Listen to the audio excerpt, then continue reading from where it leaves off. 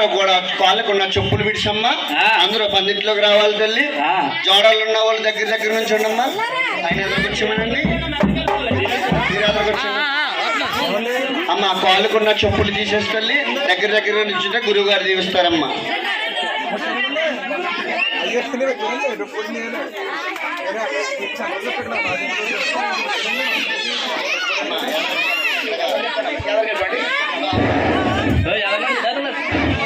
ఎదరికే పడమ్మా, ఇంకా ఎదరికే బాబులు.